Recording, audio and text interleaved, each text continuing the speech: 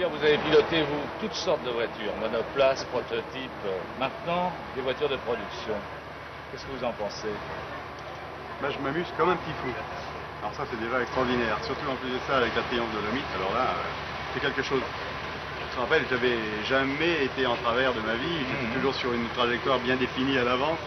Mais là, maintenant, au contraire, c'est l'euphorie la plus complète. Vis-à-vis du public, une course est inintéressante quand un pilote fait cavalier seul, que ce soit en Formule 1 ou en production, autre chose, c'est inintéressant. Donc il faut avoir des voitures qui bougent et des voitures qui sont ensemble. J'observe qu'il n'y a pas une seule voiture française au départ de ces courses. Comment l'expliquez-vous? Écoutez, je ne veux pas rentrer dans le détail, mais disons qu'on a créé une société qui s'appelle Noscar, qui justement se charge de régler ces différents problèmes. Je pense qu'on a gagné dans ce sens qu'on s'aperçoit que cette année c'est beaucoup plus disputé, et j'ai de bonnes raisons de croire que l'année prochaine la fédération fera plus confiance à Noscar, et qu'à ce moment-là, le règlement qu'on proposait déjà l'année dernière fera que l'an prochain, il y aura des voitures françaises dans le championnat. Et José, comme moi, vous pensez déjà certainement à des voitures qui pourraient être compétitives.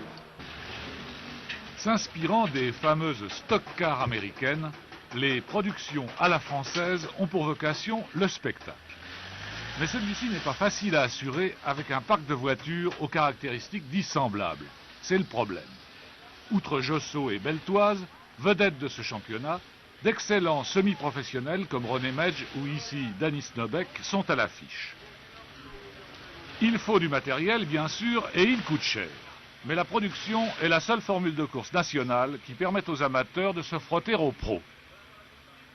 Je pense que j'ai plus de chance en production de me rapprocher de Beltoise que si on faisait de la Formule 1 ou des barquettes, où là, effectivement, son talent prendrait le pas et j'aurais aucune chance de pouvoir rivaliser avec lui.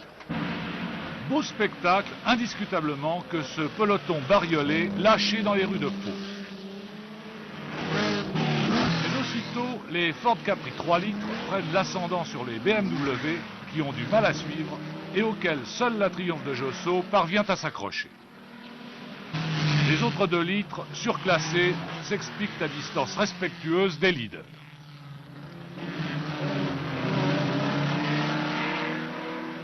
En tête, Snobek et Lapère entament ce qui ressemble fort à un cavalier seul. En effet, Beltoise est lâché. Heureusement, Josso est d'humeur belliqueuse et il va à lui seul sauver le spectacle. En état de grâce, il lance sa Triomphe dans de superbes glissades. À l'évidence, il se régale le public et règle leur compte au BMW. Prévenu, Snobek accélère la cadence et laisse son coéquipier Lapère aux prises avec Super Josso déchaîné.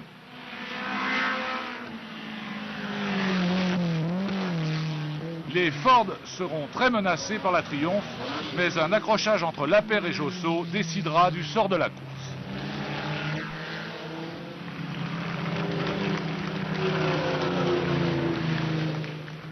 Josso, acclamé, s'incline avec les honneurs.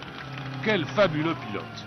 Le plus mésestimé de France à coup sûr, et cela depuis 10 ans. Ne serait-ce que parce qu'il peut offrir à un talent comme celui-ci l'occasion de s'exprimer, souhaitons que ce championnat s'impose.